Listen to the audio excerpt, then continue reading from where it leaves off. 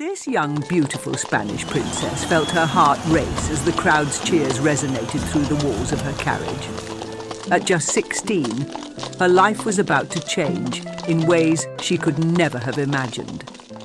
Her name was Catalina, and she was the youngest daughter of Queen Isabella of Castile and King Ferdinand of Aragon. Born into a world of privilege and power, Catalina had always known that her future would be shaped by the needs of her beloved country, Spain. But little did she know that her journey would take her far beyond the sun-drenched palaces of her homeland to a distant land where she would become a queen known by another name, Katherine of Aragon. Before she would become the Queen of England, before her fateful marriage to King Henry VIII and the annulment that would change the course of history, Catalina was a young princess with dreams and desires of her own.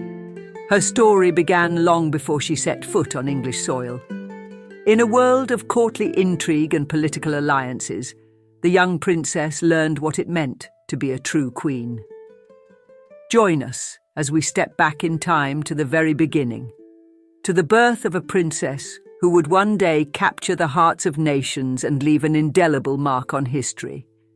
This is the story of Catalina of Spain, the future Catherine of Aragon, and it all began on a warm December night in the heart of Castile. On 16th December 1485, the cries of a newborn infant echoed through the halls of the Archbishop's palace in Alcalá de Henares. The child, a daughter born to Queen Isabella of Castile and King Ferdinand of Aragon, was named Catalina. From the moment of her birth, the princess was destined for greatness, her life inextricably bound to the fate of nations. Catalina's mother, Isabella, was the Queen of Castile in her own right.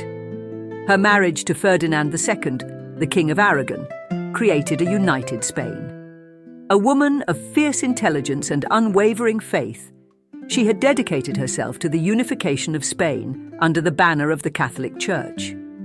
Her greatest triumph came in 1492, when Catalina was 7. Queen Isabella and King Ferdinand expelled the Moors from Granada, the last Moorish stronghold in Spain, and the Reconquista was complete. That same year, Isabella and Ferdinand sponsored Christopher Columbus's voyages, a decision that would change the course of history and establish Spain as a power on the world stage. Isabella was also different in that she wanted the best education for all her children, including all her daughters. As Catalina grew into a young woman, her education was entrusted to some of the finest minds in Europe. Under the tutelage of Alessandro Geraldini, she studied Latin, French, and theology. Her quick wit and insatiable curiosity made her Isabella's true daughter. But even as she excelled in her studies, Catalina could not escape the tragedies that befall her family. In 1497, her beloved brother Juan, the heir to the Spanish throne, succumbed to a sudden illness, plunging the court into mourning. Barely a year later, her oldest sister Isabella, the Queen of Portugal, and next in line to the Spanish throne, died in childbirth. Isabella left behind a son, Miguel, whose brief life was like a candle flame snuffed out too soon.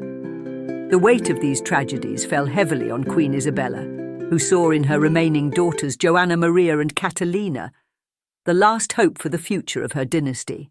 To secure that future, Isabella turned to the art of statecraft. She arranged for Catalina's sister Maria to replace Isabella and wed Manuel I, the widower king of Portugal. Her other daughter, Joanna, was matched with Philip the Handsome, the son of Maximilian I of Habsburg and Mary of Burgundy. Joanna's marriage produced many children, including the future Emperor Charles V, who became the heir to the houses of Habsburg and Trastamara. But for Catalina, a different path had been chosen. When she was 3, the princess had been promised to Arthur, the Prince of Wales and heir to the English throne.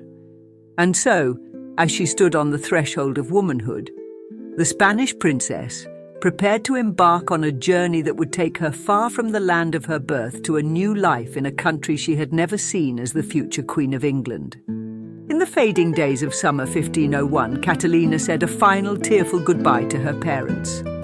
Queen Isabella, a strong and devout woman, blessed her daughter, her eyes filled with tears as she shared words of wisdom and support.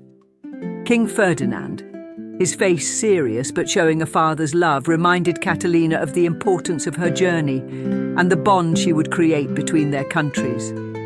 For Catalina, this moment has resulted from years of careful preparation, her path shaped by her mother's unwavering determination and her father's political plans. Raised to be a queen, taught the skills of governing and diplomacy, and guided by Isabella's firm hand, Catalina had always known that her destiny was one of duty and sacrifice. As she tried to memorize every detail of her parents' faces, Catalina knew that this bittersweet moment would be forever etched in her memory. With a profound certainty that pained her heart, she understood that she would never see her beloved mother and father again in this life. While her carriage swayed and bumped along the road, Catalina's thoughts turned to the journey ahead. She was leaving behind everything she had ever known: her family, friends, and the warm, sun-kissed land of her birth. Her destination was England, a country she'd only heard about in stories and whispered conversations at court.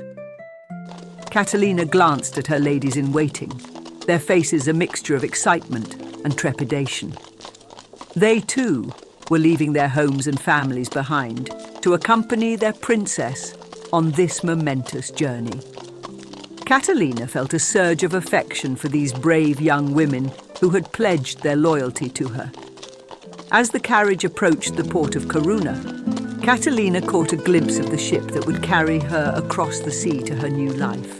It was a magnificent vessel, its sails billowing in the breeze, ready to embark on the long journey to England. Catalina felt a thrill of excitement, mixed with a sense of unease. She knew her destiny would unfold in ways she could never have predicted. Her ladies-in-waiting, Doña Elvira Manuel and Maria de Salinas, close at her heels. Stepping out of the carriage, Catalina was greeted by the English ambassador, a tall, imposing man with a neatly trimmed beard.